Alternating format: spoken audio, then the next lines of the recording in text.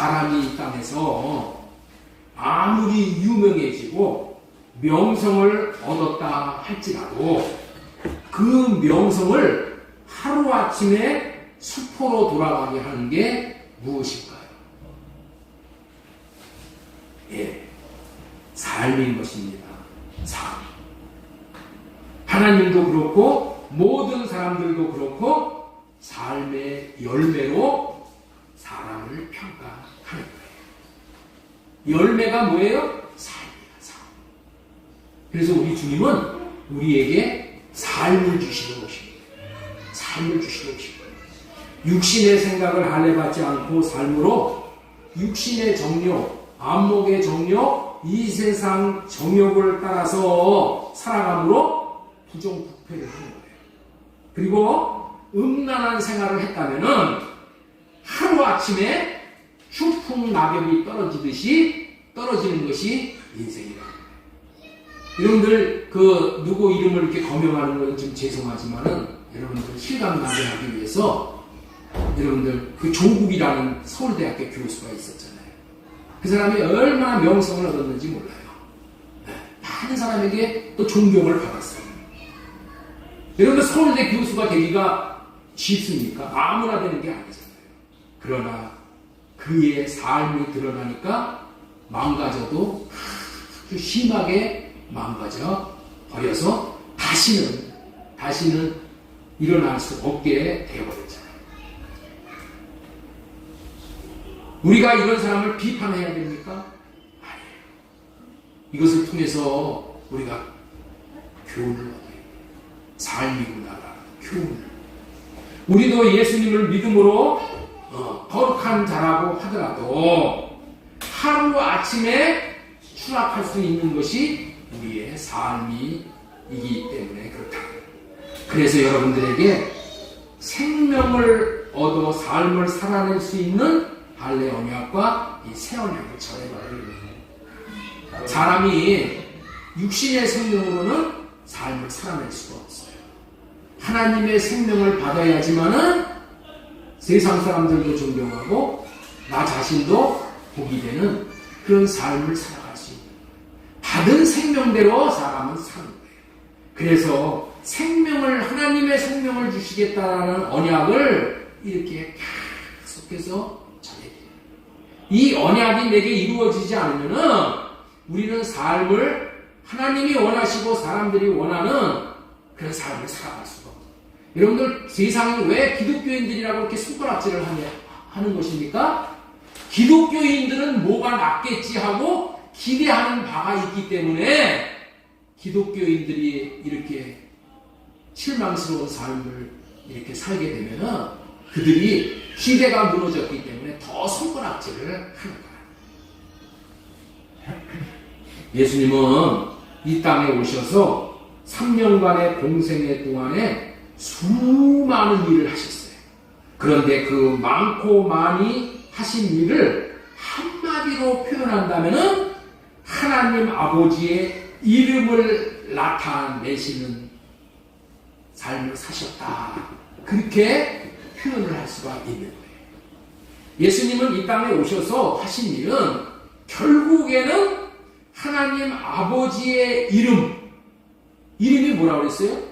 하나님 아버지의 마음이에요. 하나님의 아버지의 마음을 나타내는 일만 하셨던 거예요. 왜냐하면 우리의 삶을 멸시받기에 합당한 삶을 영화롭게 하시기 위해서 그렇게 하셨다. 자, 우리 이사야 9장 1절 말씀 우리 같이 읽겠습니다. 시작. 전에 고통받는 자에게는 부활이 있으리라. 내 속에는 여호와께서 스불론 땅과 납달리 땅이 열심을 감하게 하셨더니 우리는 그의 내려오던 유당 중편에 이방에 갈려지는 영화롭게 하시느니라. 이 땅이라는 것은 우리의 마음을 얘기하는 거예요. 마음 땅.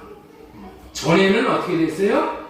스불론 땅과 납달리 땅을 멸시를 당하게 했다는 거예요. 그러나 이제는 그 이방의 갈리를 영화롭게 하신다. 어떻게 해서 영화롭게 하신다? 예수님은 하나님의 마음을 나타내심으로 말미암아 마귀의 일도 멸하시고 병든 자도 고치시고 죽은 자도 살리시고 마음이 상한 자도 고치시는 놀라운 일을 하신 것이 다 아버지 하나님의 마음을 나타내신 것이라는 것이에요. 아버지 하나님의 마음을 나타내심으로 말미암아 예전에는 멸시당하던 자들이 이제는 뭐예요? 영화로운 자다라고 칭함을 받게 됩니다. 여러분들 하나님의 마음을 이렇게 예수님이 나타내 주시는 것이 이런 복이 우리에게 임하는 그런 결과를 낳게 된다. 그렇다면 이름을 나타내는 것이 마음을 나타내는 것이 도대체 무엇이길래 예수님은 그 일만 하시고 계셨는가를 깨달아 알고 우리도 그렇게 주님을 나타내면서 사는 것이 우리의 삶이 주님을 나타내면서 사는 것이 너무나도 중요하기에 오늘은 주님의 이름을 나타내는 복된 삶이라는 제목으로 하나님의 말씀을 대언하도록 하겠습니다. 한 번뿐인 인생들이 이 세상에 태어나서 성공적인 삶을 살 수 있는 비결은 자기가 태어난 목적과 이유를 알고 사는 거예요. 보잘것없는 성냥개비 하나도 이쑤시개 하나도 다 태어난 이유와 목적이 있는 것이듯이 천하 만물은 태어난 이유와 목적을 가지고 이 세상에 나오게 된 거예요. 이 세상에 태어난 여기 이 마이크가 이 마이크로서 성공적인 마이크의 인생을 살려면 어떻게 해야 돼요? 이 마이크 자신이 무슨 목적을 가지고 태어났는지를 알고 그 목적대로 살아야 하는 거예요. 이 마이크의 이 태어난 목적과 이유가 뭐예요? 소리를 크게 해주어서 저 뒤에 있는 분들까지 다 듣게 하기 위한 거잖아요. 그러므로 그 목적대로 기능을 잘 감당하면은 만든 주인에게 사랑을 받는 거예요. 그리고 듣는 사람들을 잘 섬긴 것이 되어져서 칭찬을 듣고 결국에는 상을 받게 되는 거예요. 그렇다면은 사람이 태어난 이유와 목적은 무엇일까요? 보이나? 사람이 태어난 이유와 목적이 무엇일까? 예? 민지사님, 사람이 태어난 이유와 목적이 무엇일까? 내가 태어난 이유와 목적이 무엇인지를 알고 사는 것과 내가 태어난 이유와 목적이 하나님이 왜 나를 이 땅에 보내셨는지 그걸 모르고 사는 사람하고는 삶의 질이 천지 차이가 난다. 사람이 태어난 이유와 목적이 무엇일까요? 그것은 두말할 필요도 없이 하나님을 나타내고 살기 위해서. 자, 우리 옆에 있는 분에게 우리 한번 축복하기 바랍니다. 당신이 태어난 것은 하나님을 나타내고 살기 위해서 태어난 것입니다. 우리가 태어난 이유와 목적이 하나님을 나타내는 거예요. 하나님을 나타내게 하기 위해서 우리가 태어난 거예요. 우리는 하나님을 나타낼 목적으로 지음받은 존재라는 거예요. 하나님을 나타내고 사는 삶이 인생살이에 성공을 합니다. 목적이 그렇기 때문에 목적을 이루면 그 성공을 한 거예요. 태초에 인간 아담과 하와는 하나님을 나타내는 삶을 삶으로 하나님의 일을 대행하는 삶을 살라고 이 땅에 피조가 되었어요. 그러나 뱀에게 물림으로 말미암아 하나님을 나타내는 것이 아니라 마귀를 나타내며 살게 되었다는 거예요. 그래서 그렇게 살지 못하게 된 아담과 하와를 하나님께서 다시금 불쌍히 여기셔서 하나님을 나타내는 삶을 살라고 다시 기회를 주시는 거예요. 다시 기회를 주는 게 뭐예요?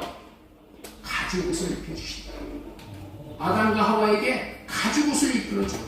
여러분들 이 가죽옷을 입혀준다는 것은 이 죄를 덮어준다는 의미가 있어요. 그래서 다시금 의의 옷을 입혀준다는 그런 의미뿐만이 아니라 가죽옷을 입으면 어떻게 돼요? 가죽옷을 내가 입으면 바깥에 있는 마귀가 나를 볼 때 내가 보이는 것이 아니라 가죽이 보이는 거야. 가죽이 뭐예요? 예수 그리스도야. 예수 그리스도. 이 양의 가죽은 뭐예요? 어린 양 예수 그리스도. 어린 양 예수 그리스도가 마귀가 볼 때는 보이는 거야. 어린 양 예수 그리스도의 가죽을 내가 옷 입었으니까 바깥에서는 누구만 보여? 누구만 보여요? 예수님만 보인단 말이에요. 예수님만. 그렇기 때문에 마귀는 아담을 더 이상 잡아먹을 수가 없는 거야. 마귀는 가죽옷을 입은 아담과 하와를 더 이상 손댈 수가 없는 거야. 왜? 예수님이기 때문에. 예수님의 것이기 때문에 손댈 수가 없어. 그래서 아담과 하와가 안전한 구원인 영생에 이르게 되는 것이다.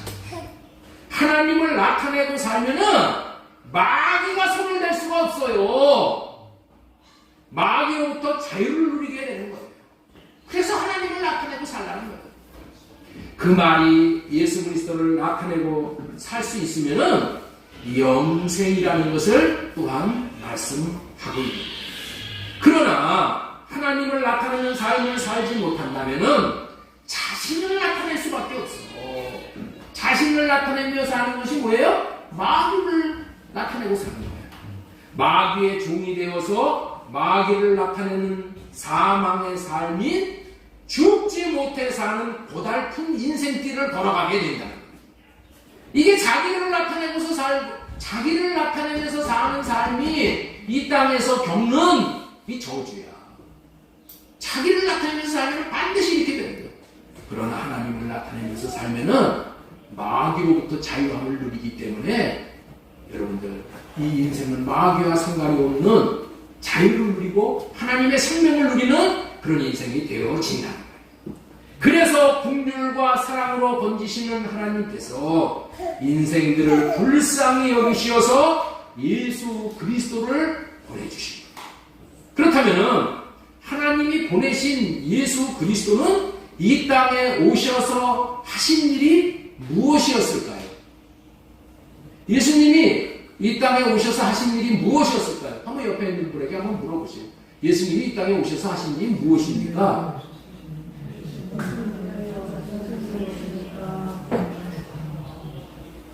이거 분명히 알아요. 예수님이 이 땅에 오셔서 하신 일이 무엇입니까?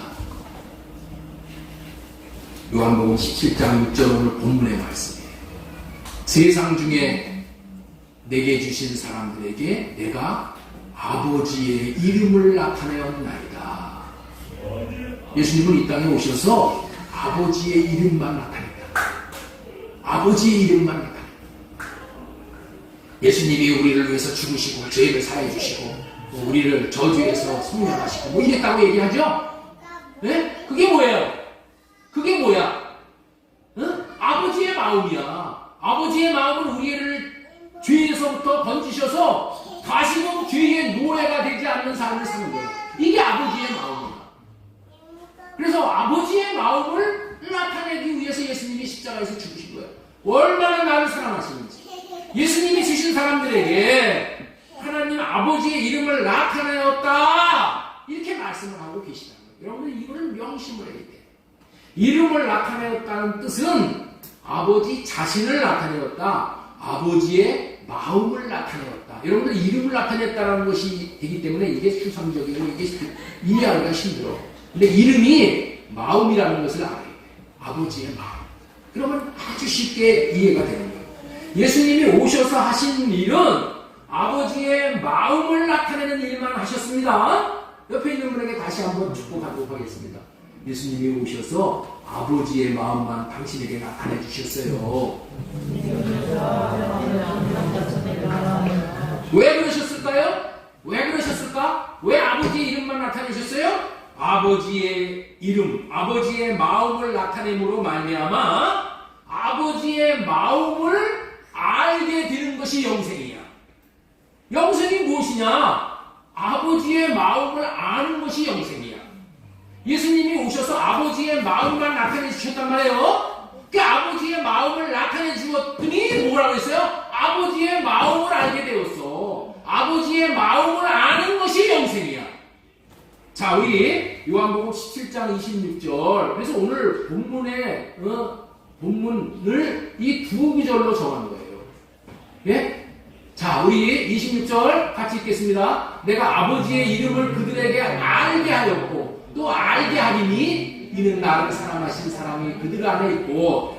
예수님이 오신 것을 한 것은 뭐야? 아버지의 이름을 그들에게 알게 하였다는 거야. 예수님은 이 6절에서는 뭐라고 그래요? 내가 아버지의 이름을 나타내었다 그러죠. 아버지의 이름을 나타내었더니 결국은 뭐예요? 아버지의 이름을 그들이 알게 되었다는 거예요. 예수님이 나에게 아버지의 이름을 계속해서 나타내어 주셨어. 나타내어 주셨더니 어떻게 돼요? 내가 아버지의 마음을 알게 되었다는 거예요. 아버지의 마음.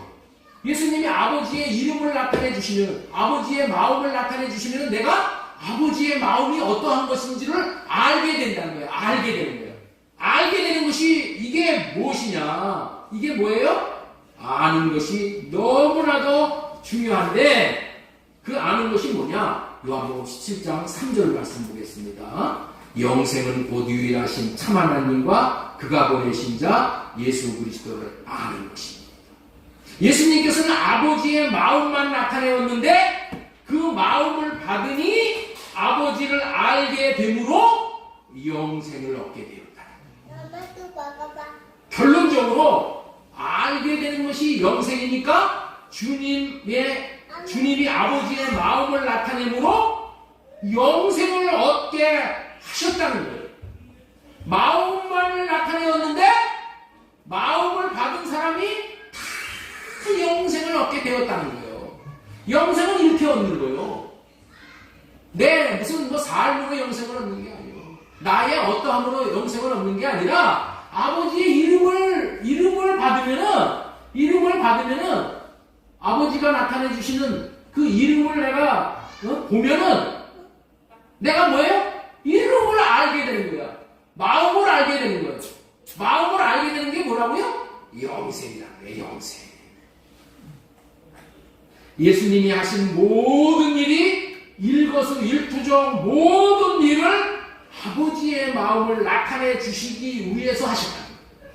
아버지의 마음을 나타내 주시는 것이 너무 중요해. 왜? 영생을 우리가 얻어야 되니까. 영생 얻는 것보다 중요한 것은 없잖아요. 아버지 마음을 나타내면 아버지의 마음을 알게 되는 것이고 그 결과로 영생을 얻게 된다는 거예요. 그러니 아버지의 마음을 나타내는 것이 영생과 불가분의 관계에 있는 그토록 중요한 것이라는 거예요. 아버지의 마음, 아들의 마음을 아는 것이 영생이라고 했죠? 아버지의 마음, 응? 아버지의 마음, 아들의 마음을 아는 것이 영생은 유일하신 참 하나님과 그가 보내신 자 예수 그리스도를 아는 것이라고 여기 말씀하셨잖아요. 예? 아는 것인데 어떻게 안다고요? 어떻게 한다고? 예수님이 마음을 나타내 주심으로 알므로 영생을 얻어요. 왜 이렇게 아버지의 마음만 나타내는 일만 하셨다고요? 이 아버지의 마음을 나타내는 일이 예수님이 이 땅에서 오신 목적이며 이유라는 거예요. 아버지의 마음을 나타내어 영생을 얻는 것보다 더 중요한 일이 있어요, 없어요? 여러분들 영생을 얻는 것보다 더 중요한 일이 있어요, 없어요? 없어. 이 땅에서 우리가 해야 되는 일은 영생 얻는 거예요. 거듭나는 거예요. 이게 땅의 일이야. 우리가 이 땅에서 죽기 전까지 이 일을 해야 된다니까. 다른 건 지금 할 정신이 없어. 이 땅의 일은 거듭나는 일이야. 이 땅의 일은 영생을 얻는 일이야. 이 땅에서의 일은 뭐냐? 내주하시는 성령, 안에 성령이 계시도록 해야 돼. 이거보다 더 중요한 일이에요. 그래서 예수님을 보내신 일은 아버지의 마음을 나타내어 하나님을 알고 영생을 얻도록 하시는 일이라. 이것이 뭐예요? 영원전부터 약속된 일이야. 요한일서 2장 25절 말씀 우리 같이 읽겠습니다. 시작. 그가 우리에게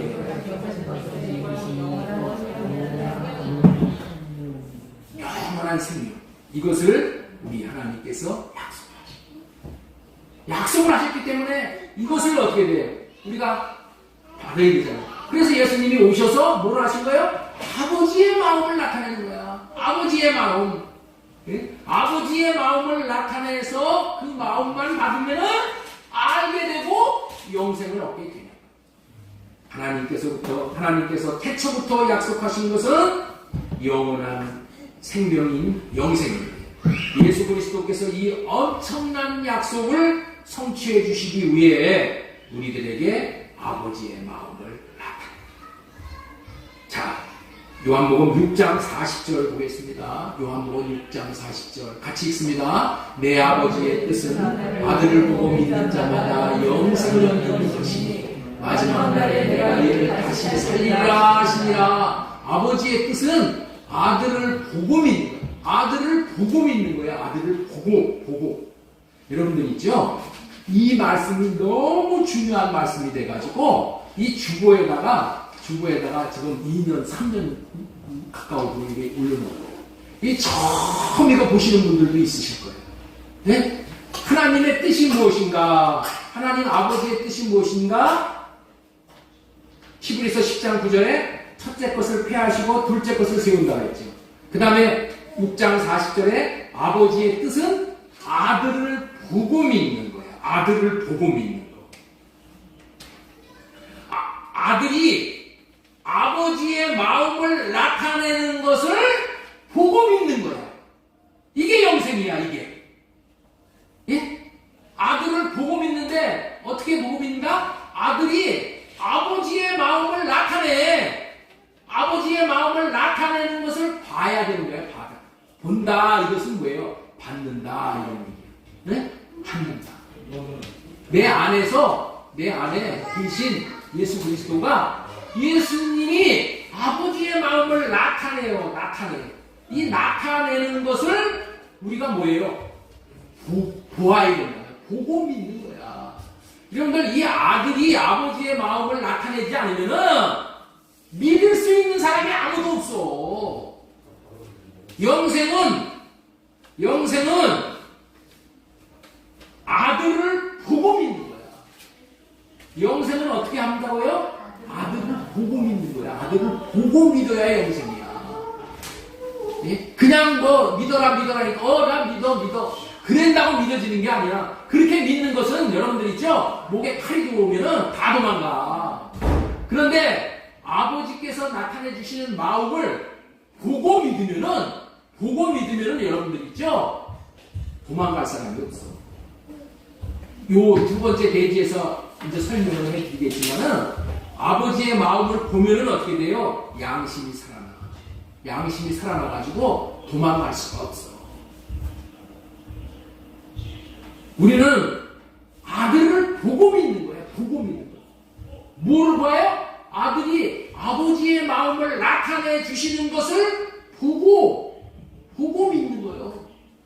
이렇게 보고 믿어야 되는 거예요. 그냥 엉터리로 그냥 예수 믿어. 나 믿었어. 하나님의 아들 됐어. 이게 박수 쳤다고 해서 되는 게 아니에요. 그게 영생을 얻는 게 아니고, 아버지의 마음을 나타내는 예수님을 보고 믿는 거야. 이거를 잘 이해하셔야 됩니다. 대표적인 아버지의 마음이 나타나신 것이 십자가 위에서예요. 십자가에서 죽으심으로 말미암아 아버지의 사랑인 아버지의 마음이 십자가에서 나타났잖아요. 그렇죠?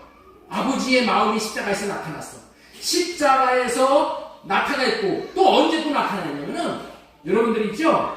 현장에서 가늠하다가 잡힌 여인에게 예수님을 통해서 아버지의 마음이 나타나잖아요. 그렇죠?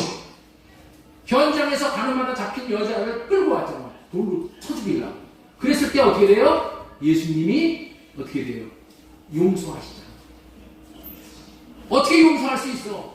그게 그렇게 그런 죄를 저질렀더라도 그를 살리고 싶은 것이 아버지의 마음이야. 그걸 건지는 것이 아버지의 마음이야. 용서하는 것이 아버지의 마음이야.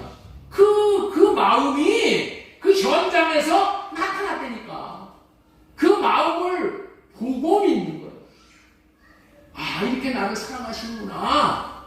이렇게 나를 사랑하시는 아버지의 마음을 보고 믿는 거예요. 보고 믿는 거예요. 봐야 된다니까. 이토록 예수님은 아버지의 마음, 아버지 자신을 나타내는 일만 하셨다는 거예요. 십자가 위에서 피를 다 쏟게 하심으로 아버지가 우리를 얼마나 사랑하셨는지가 나타나셨어요. 그 십자가를 통해서 아버지의 마음을 보는 자들은 아버지를 사랑하게 됨으로 사랑하게 하사 어떻게 돼요? 사랑함으로 성전이 지어져서 이름을 받고 마음을 받고 생명을 받아서 그 생명으로 하나님의 자녀들입니다. 하나님의 아들입니다. 우리는 하나님의 자녀들이 되고 하나님의 백성들이 되고 하나님은 우리의 하나님이 되는 이게 할례와 되겠잖아요. 신명기 30장 6절 보겠습니다. 네 하나님 여호와께서 네 마음과 네 자손의 마음에 할례를 베푸사 너로 마음을 다하며 뜻을 다하여 네 하나님 여호와를 사랑하게 하사. 어떻게 언제 사랑할 수 있어요? 아버지의 마음, 나를 위해서 아들을 주기까지 그렇게 나를 사랑하시는 그 마음을 보는 거야. 볼 때 이제는 어떻게 돼요?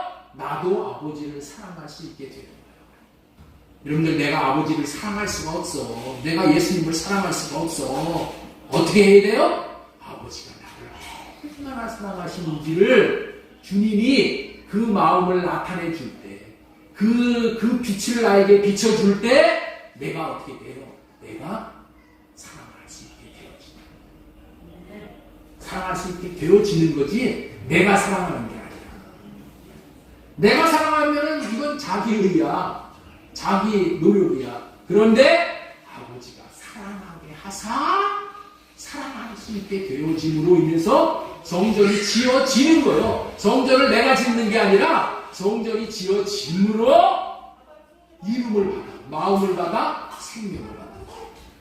아버지의 사랑의 마음을 나타내심으로 사랑하게 하사 성전을 지어 이름을 받아 영생을 받아. 이 생명을 받도록 하시기 위해 삼위 하나님은 오늘도 지금도 우리 가운데서 일하고 계십니다. 이 아들이 나타내 주시는 아버지의 마음을 보고 믿음으로 영생에 참여하시는 저와 여러분들이 모두 되시기를 소망을 드리고 축복합니다. 지금까지 주님의 이름, 마음을 나타내는 복된 삶이라는 제목으로 첫 번째, 아버지의 마음을 나타내는 것이 영생을 얻는 것이다. 이 말씀을 전해드렸습니다. 아버지의 마음을 예수님이 나타내 주심으로 인해서 우리가 영생을 얻을 수 있게 되어졌다. 두 번째로 전해드리고자 하는 말씀은 하나님의 마음을 우리에게 주어서 예수 그리스도를 나타내고 살게 하신다. 우리가 예수 그리스도를 나타내고 살게 되는 것은 어떻게 된다고? 아버지께서 우리에게 마음을 주셔야 돼. 그 나타내고 살 수 있는 마음을 주셔야 돼. 사랑과 긍휼이 풍성하신 하나님께서는 하나님이 택하시고 사랑하는 자들에게 하나님의 마음을 주시어 살 수 있게 해주시고 구원을 받을 수 있게 해주신단 말이에요. 도대체 세상에서 구원을 줄 자가 누구이겠어요? 세상에서 누가 우리에게 구원을 준단 말이에요?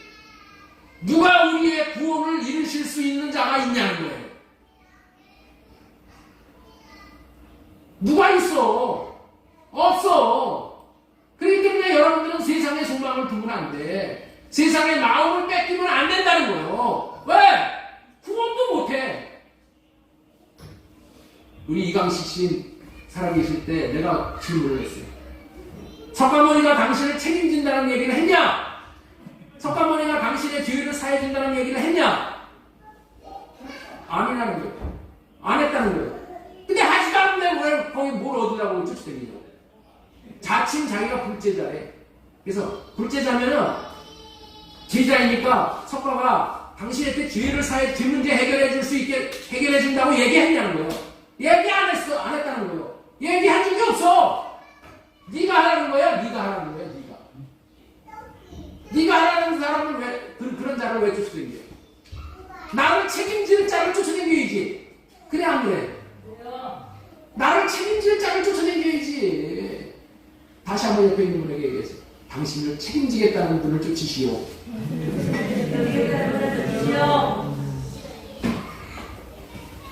우리 하나님이 우리를 책임지시겠다잖아. 어떻게 해서? 마음을 주시옵소서. 마음을 나타내시옵소서. 마음을 받음으로 인해서 우리가 어떻게 돼요? 하나님을 알게 돼요. 알게 됨으로 영생을 얻게 해주신대잖아. 이게 복음이야. 오직 만군의 여호와 전능하신 여호와께서 하십니다. 누구도 알 수 없어. 여호와의 열심히 이 구원의 일을 이루십니다. 자, 우리 이사야 37장 32절 보겠습니다. 만군의 여호와의 열심히 일을 이루시오. 우리에게 생명을 얻게 하는 것보다 더 큰 일이 없어. 그런데 만군의 하나님의 여호와의 열심히 그 하나님의 열심히 우리를 이루시오. 우리가 어떻게 돼요? 매일 낭망하고 매일 넘어지고 매일 쓰러지고 매일 자충우돌하죠.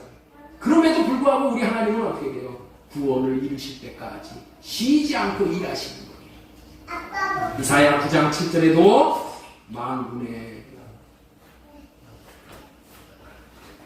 이사야 9장 7절 만군의 여호와의 열심히 일을 이루시라. 여호와의 열심히 이루시는 것입니다. 그렇다면 여호와 하나님은 어떻게 열심을 내시는가요? 여호와 하나님은 어떻게 열심을 내시나? 자, 우리 히브리서 9장 12절 말씀 보도록 하겠습니다. 여호와 하나님이 어떻게 열심을 내시는가? 자, 우리 한번 보겠습니다. 이런 말씀이에요. 이 말씀은 염소와 송아지의 피로 하지 아니하고 오직 자기의 피로 영원한 속죄를 이루사 단번에 성소에 들어가십니다. 잘 보세요. 염소와 송아지의 피가 한 일이 무엇인가? 염소와 13절 염소와 황소의 피와 암송아지의 죄를 부정한 자에게 뿌려 그 육체를 정결하게 하여 거룩하게 하였다. 이런 일 있죠? 염소와 암송아지의 피는 뭐를 거룩하게 하는 거예요? 육체.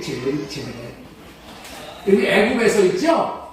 바로에게 종살이 할 때 염소와 암송아지의 피를 뿌려서 어떻게 됐어요?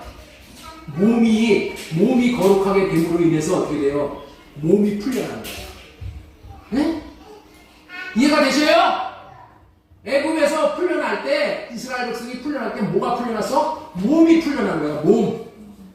몸이 풀려났는데 생각은 어디에 있었어? 생각과 마음. 애굽에서 풀려나지를 못했어. 그래가지고 뭐 했어요?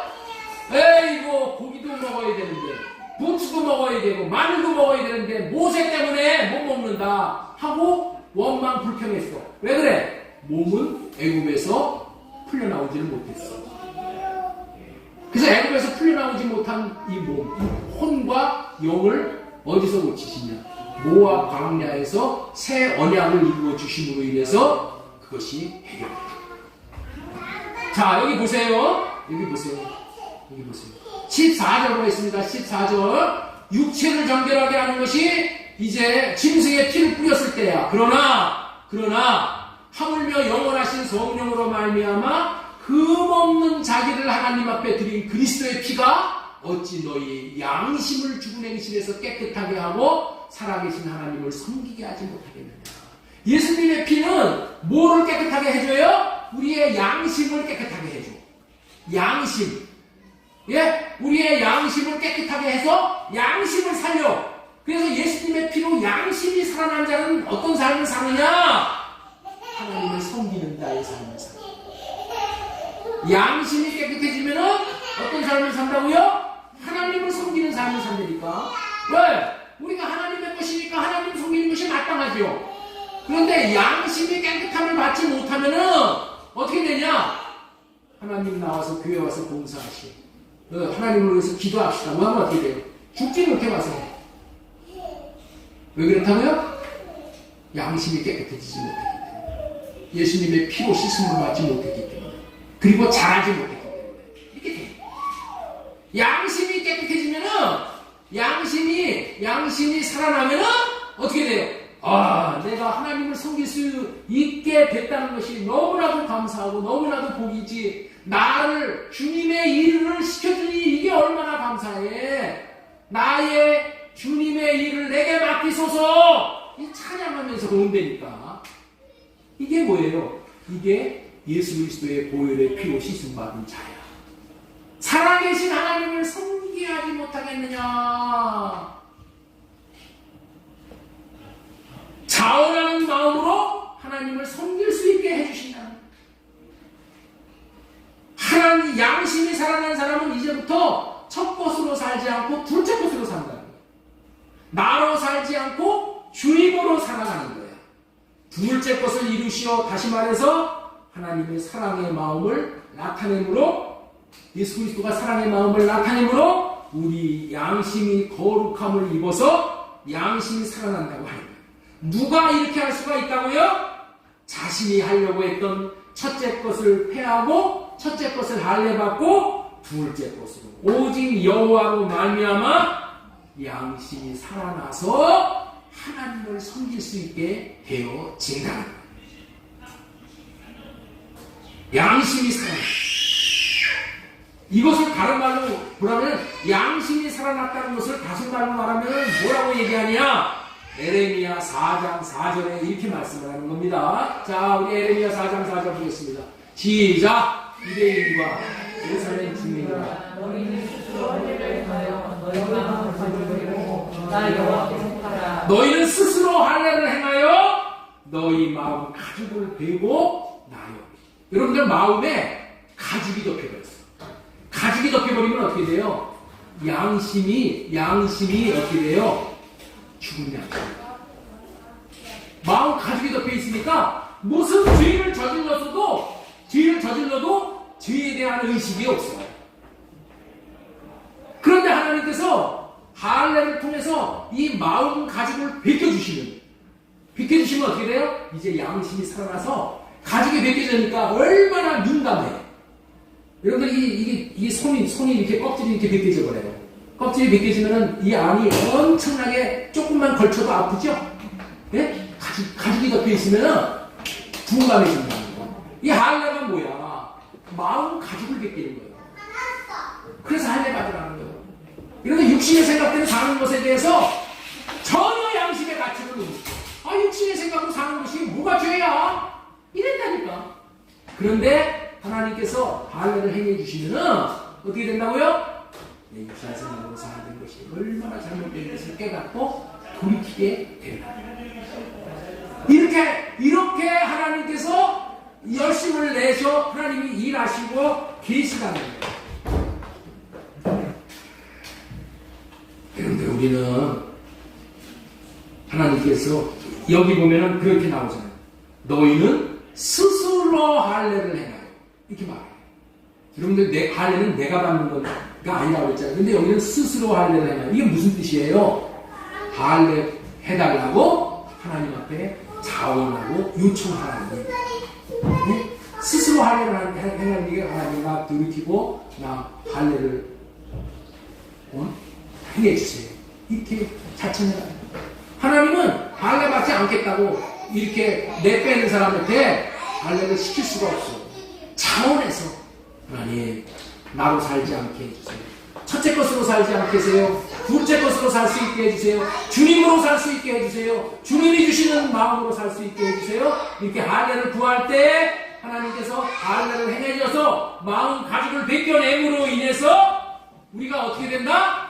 이제 하나님이 원하시고 기뻐하시는 삶의 분량에 얘기합니다. 그렇기 때문에 할례 받은 마음 그릇에 하나님께서 하나님을 아는 마음을 주셔서 양심이 살아나 자기 육신의 생각대로 살지 않고 자신을 위해서 살지 않고 오직 주님을 위해서 주님을 나타내는 삶만 살게 됩니다. 오늘 예수님이 자신을 나타내는 삶을 사셨듯이 우리도 주님을 나타내는 삶을 살아야 마땅한데 우리가 주님이 나타나시는 삶을 살지 못하는 이유가 뭐라고요? 하나같이 못했기 때문에.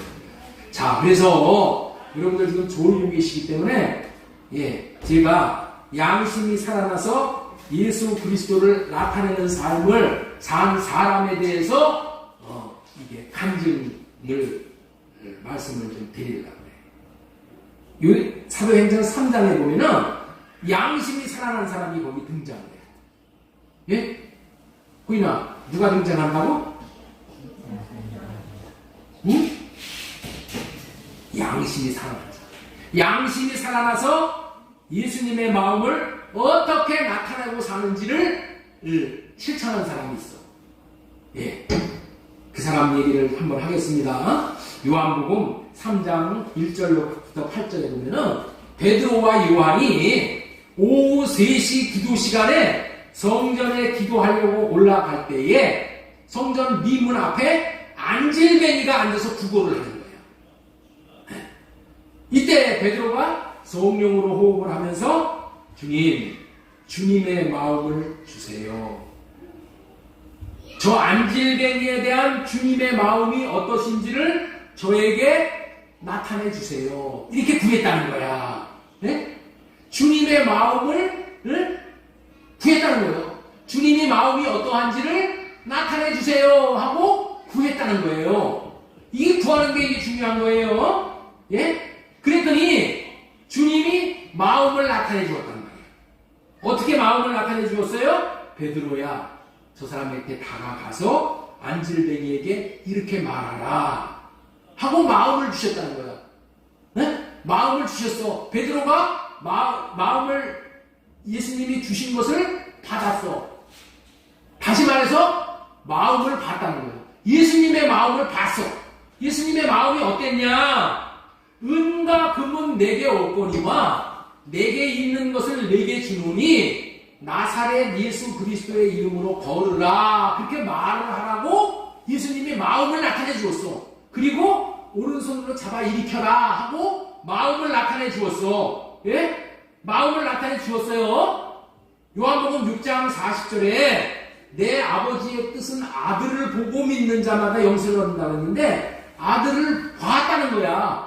아들의 마음을 봤다는 겁니다. 지금 봤어. 봐가지고 베드로가 어떻게 됐어요? 하나님을 말씀하시고 이루시는 하나님이심을 믿고 안질뱅이에게 그대로 가서 아버지의 마음을 나타내 주신 거예요. 그렇죠? 예수님의 마음을 흘려보냈죠? 대언을 했죠? 흘려보냈어. 그랬더니 어떻게 돼요? 안질뱅이가 발과 발목이 힘을 얻고 뛰어서서 걸으며 그들과 함께 성전에 들어가면서 걷기도 하고 뛰기도 하며 하나님을 찬송하는 기적이 일어났다는 거예요. 이 일로 인해서 베드로뿐만이 아니라 그 장소에 있던 모든 사람들이 하나님은 안진뱅이도 일으키실 수 있는 전능을 하신 하나님이시네. 예? 그리고 하나님이 어떠한 분이신지를 알게 되었는데 문제는 뭐냐? 문제는 애프터가 문제라는 거예요. 애프터. 예? 애프터가 중요한 거예요. 자, 우리 한번 따라서 한번 하겠습니다. 애프터가 중요한 것입니다. 애프터가 뭐예요? 애프터가 뭐예요? 일 후에야, 후에. AFT야. 그렇죠? 일이 있은 후가 중요한 거야, 후가. 예? 모든 일은 이 애프터가 중요한 거야. 보이나? 뭐가 중요하다고? 애프터가 중요한 거예요. 자, 어떻게 됐냐? 자, 우리 사도행전 3장 11절 말씀을 한번 보겠습니다. 자, 보겠습니다. 3장 11절 넘겨주세요. 자, 나은 사람이 베드로와 요한을 붙잡으니, 나은 사람이 누구를 붙잡아요? 베드로와 요한을 붙잡는 거야. 베드로와 요한을 붙잡으면서 당신이 나를 낫게 해줬네. 이러니까 어떻게 돼요? 그 주변에 있는 성전에 기도하러 올라갔던 많은 사람들이 베드로와 요한에게 확 몰려들어. 왜 베드로와 요한에게 몰려들어? 베드로와 요한이 안진뱅이 일으켰다고 얘기하는 거야. 그래가지고 많은 사람들이 다 몰려든 거예요. 그래서 누가 영광을 받는 거예요? 베드로와 요한이 안진뱅이 일으켰다고 영광을 받는 거예요. 영광. 여러분들 있죠? 그러나 베드로와 요한은 애프터가 명쾌했던 사람이에요. 뭐가 명쾌했다고요? 뭐가 명쾌했다고? 애프터가 명쾌한 거야. 뭐라고 얘기했냐? 아닙니다. 아닙니다. 우리가 한 것이 아닙니다. 예수님의 이름이 한 것입니다. 예수님의 이름이 한 것입니다. 12절 보세요. 베드로가 이것을 보고 백성에게 말하되 이스라엘 사람들아 이 일을 왜 놀랍게 여기느냐? 우리 개인의 권능과 경고로 이 사람을 걷게 한 것처럼 왜 우리를 주목하냐? 우리가 아니라 누구라고요? 예수다. 예수. 우리가 아니라 예수가 한 것이다. 우리에게 영광을 돌릴 것이 아니라 주님에게 영광을 돌려야 할 것이 마땅한 것이라고 주님의 이름을 나타냈다. 할렐루야. 그렇습니다. 우리가 주님께서 마음을 나타내 주실 때에 주님의 마음을 받고 주님의 마음을 나타내도록 그러면 어떻게 돼요? 기적이 일어나는 거예요. 우리의 삶 가운데 일상이 기적이 되는 거예요. 주님이 주시는 마음을 받아서 주님의 마음만 나타내면은 이러면 일상이 기적이야. 기적이 가뭄에 콩나듯이 한번 나는 게 아니라 일상이 기적을 경험하는 삶을 살게 된다니까. 응? 그렇기 때문에 우리는 다른 거 할 거 없어. 주님의 마음만 나타내는 일만 하는 거예요. 더도 말고 덜도 말고 주님의 마음만 나타내는 일만 하면 되는 거예요. 그러면 하나님께서 마음을 계속적으로 또 주님의 마음을 또 나타내 주시고 일평생 주님에게 쓰임받는 그런 복된 인생, 아름답고 영광스럽게 쓰임받게 되는 거예요. 그러나 애프터가 명쾌하지 못해서 자기가 여기서 우쭐댄단 말이에요. 아, 내가 고쳤어. 우쭐해지면 어떻게 돼요? 하나님이 받으실 영광을 자기가 챙기게 돼요. 하나님을 나타내지 못하고 누구를 나타내는 거예요? 자신을 나타내는 거예요. 자신을. 이런 사람을 뭐가 죽은 사람이라고 해요? 양심이 죽은 사람이다. 양심이 죽은 사람이다. 그렇게 말하는 거예요. 양심의 가죽이 덮이면 어떻게 돼요? 이럴 때에 지가 한 것처럼 나타납니다. 그런데 베드로와 요한은 뭐가 명쾌했다고요? 애프터가 명쾌해서 우리가 하나님 되심을 분명하게 이렇게 알 수 있겠죠. 우리의 삶이 이렇게 비양심적이 된다면은 하나님께서는 심히 마음을 아파하시는 거예요. 인간들이 사는 폐역한 시대는 우상을 만드는 시대예요. 자, 우리 한번 지금부터 자 집중하시고 이제 곧 끝날 겁니다. 인간들이 사는 폐역한 시대는 뭐를 만드는 시대라고요? 우상을 만들어. 우상. 한마디로 영웅을 만드는 시대야.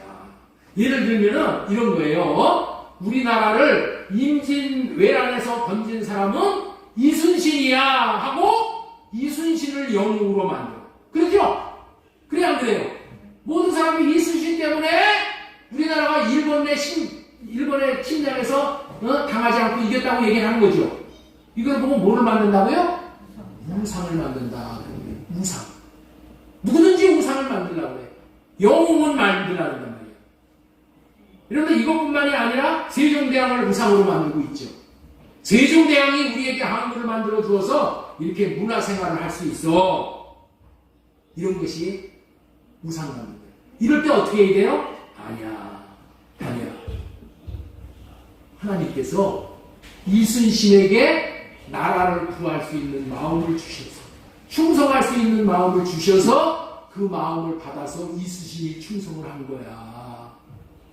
마음을 주신 분은 하나님이고 쓰임받은 자는 이순신이야. 이렇게 돼야 돼요.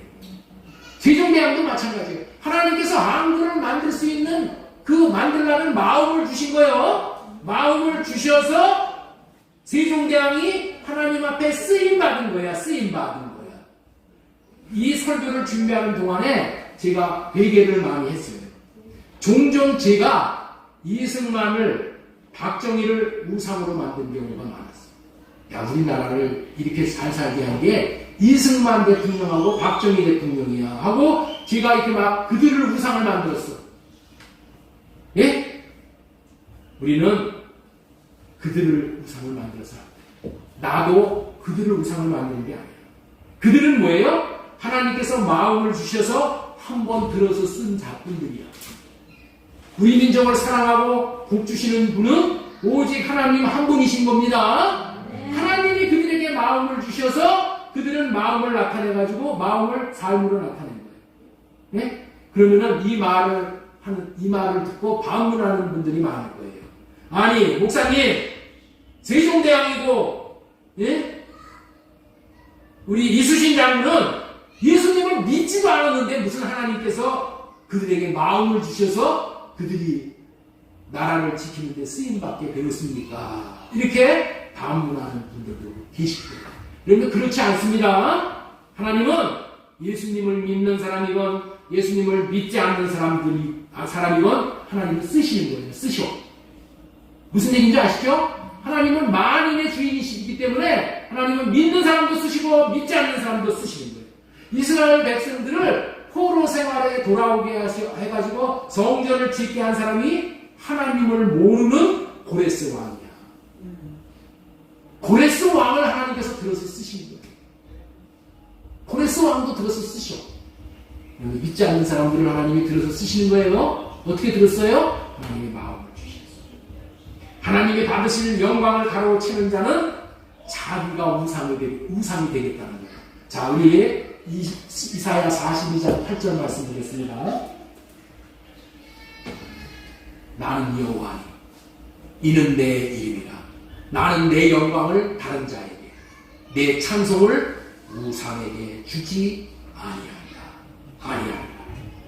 하나님은 우상을 절대 용납하지 않으시고 자기가 받은 영광을 우상에게 주는 법이 없어. 하나님이 받으실 영광을 끝까지 하나님 자신이 챙기시는 거예요. 그런데 이거를 꼭 알고 우리도 베드로와 요한처럼 애프터가 명쾌해서 하나님이 받으실 영광을 하나님 앞에 돌리는 자, 하나님이 받으실 영광을 하나님 앞에 돌리는 자가 어떤 자예요? 사랑하는 자예요. 하나님을 사랑하는 자는 하나님이 어떻게 돼요? 사랑을 옷 입듯이 입혀주셔서 그 인생이 놀라운 생애가 되는 거예요. 우리 잠언 8장 17절 말씀 보도록 하겠습니다. 잠언 8장 17절. 나를 사랑하는 자들이 나의 사랑을 입으며. 사랑하는 게 뭐예요? 사랑하는 게 뭐예요? 하나님께서 내게 영광을 나타내 주셨으면 그 영광을 내가 가르치는 것은 하나님을 사랑하는 거야. 하나님이 하셨어요. 모든 것은 하나님 덕분입니다. 하나님이 나를 여기까지 오게 했습니다. 이런 자에게 하나님은 어떻게 한다? 부귀도 내게 있고 장구한 재물도 공의도 그러하니라. 내 열매는 금이나 정금보다 나으며 내 소득은 수능보다, 이런 것들로 우리를 채워주시고 부욕해 주시고 우리를 축복하신다는 것을 꼭 기억했으면 좋겠습니다. 베드로와 요한은 끝까지 주님을 나타내므로 하나님의 사랑을 옷 입듯이 입혀서 끝까지 쓰임받고 그 인생의 끝을 아름답게 장식한 생애가 되었던 거예요. 우리도 하나님이 나타내 주시는 그런 마음을 힘입어 우리가 잘 나갈 때에 높아지려는 마음, 할례라 베드로와 요한처럼 오직 주님을 나타내는 일을 끝까지 쓰임받았어요. 양심적인 사람이 되어야 돼요. 그래서 그렇게 함으로 인해서 하나님이 나를 끝까지 쓰실 수가 있어. 하나님의 영광을 가르치는 나를 하나님이 끝까지 쓰실 수가 없어요. 끝까지 쓰임받고 베드로와 요한같이 끝까지 쓰임받는 생명의 되기를 예수님의 이름으로 축복합니다.